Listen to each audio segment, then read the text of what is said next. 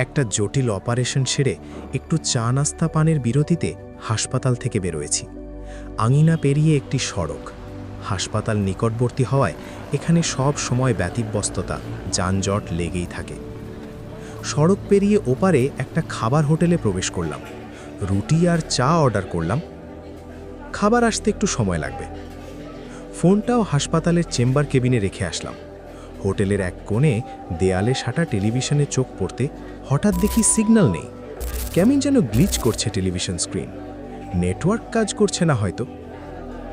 এর মধ্যে টেবিলে খাবার চলে আসায় ক্ষুধা নিবারণে মনোনিবেশ করলাম। রুটি খানিকটা ছিঁড়ে চায়ে ভিজিয়ে মুখে দিতেই হঠাৎ বিশাল আলোর ঝলকানিতে চোখটা ঝলসে গেল মনে হলো। একটু পর বিকট এক আওয়াজ, মানুষের আহাজারি। তারপর হঠাৎ করেই আবার সব নিশ্চুপ হয়ে একটা শক ওয়েভের তাণ্ডবে ছিটকে গেলাম ৫-৬ ফুট দূরে। কান দিয়ে রক্ত পড়ছিল, কোনো শব্দ পাচ্ছিলাম না, শুধু ক্ষীণ একটা বিপ শব্দ কানে বাজছিল। আমার চোখের সামনে হাসপাতাল থেকে লাল অগ্নিকুণ্ডের মাশরুম জ্বলতে দেখলাম। পুরো আকাশ রক্তিম হয়ে উঠল। তারপর আর কিছু মনে নেই। চারিদিকে পাখির কিচিরমিচির আর জলকলতানের সুরের মাঝে চোখ খুলেই নিজেকে আবিষ্কার করলাম একটা পাহাড়ের পাদদেশে।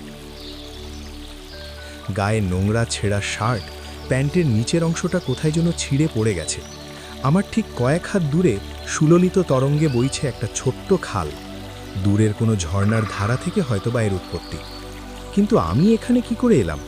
কোন সময় এটা? অতীত নাকি ভবিষ্যৎ? আমি তো হাসপাতালের বাইরে ছিলাম। আমার কান দিয়ে রক্ত পড়ছিল, তবে এখন তো সব ক্লিয়ার দেখতে পাচ্ছি, শুনতেও পাচ্ছি। প্রচণ্ড খিদে পেয়েছে। রুটিটাও খেয়ে শেষ করতে পারিনি।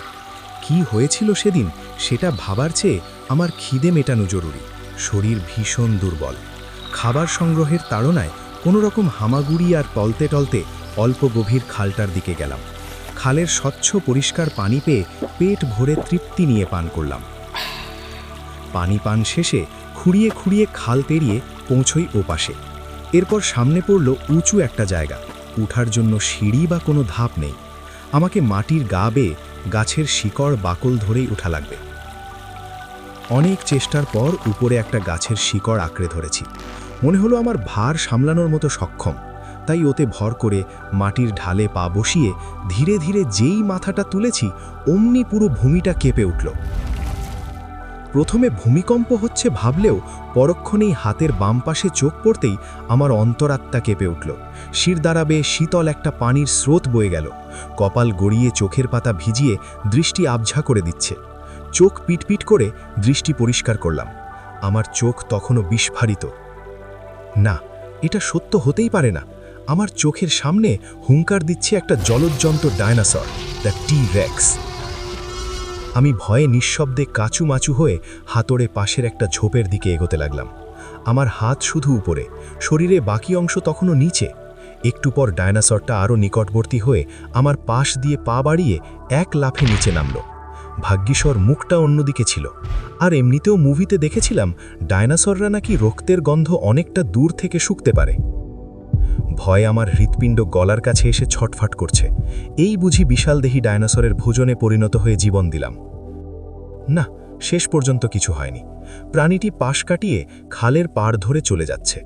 1-2 মিটার যাওয়ার পর আমি কিছুটা হাঁপ ছেড়ে বাঁচলাম। মাথা তুলে দেখলাম চারপাশে আর কিছু আছে কিনা। সন্তুষ্ট চিত্তে এবার উপরে উঠে আসলাম। এমন সময় আমার অজান্তেই পায়ের নিচে পড়ে একটা শুকনো ডাল ভেঙে যায়।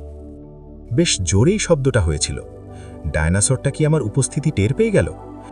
এবার কোনো দিক না তাকিয়ে সোজা দৌড়াতে থাকলাম। যতদূর চোখ যাচ্ছে দৌড়াচ্ছি তো দৌড়াচ্ছি। হঠাৎ ঘড়ি আছে খেয়াল হলো। সময় দেখি 4:30। আরে, আসরের বক্ত শেষ হয়ে যাবে। মনে মনে এ কথা বলতে বলতেই চোখটা খুলে গেল। ওহ, এতক্ষণ তাহলে স্বপ্ন দেখেছিলাম। মনে হচ্ছিল যেন বাস্তবে এক্সপিরিয়েন্স করছি। একটা নিউক্লিয়ার হামলা, তারপর এমন এক জগতে পৌঁছলাম যেখানে তখনও ডাইনোসর জীবিত। ভাবলাম, স্বপ্নও মাঝে মাঝে দারুণ কিছু অভিজ্ঞতা দেয়, যা সত্যিই বর্ণনাতীত। শুনছিলেন আজকের ফ্যান্টাসি ঘরানার গল্প ওটি টু ফরেস্ট। লেখকের দেখা একটি স্বপ্নের আদলে লেখা হয়েছিল আজকের গল্পটি। সময় নিয়ে গল্পটি শোনার জন্য আপনাকে ধন্যবাদ।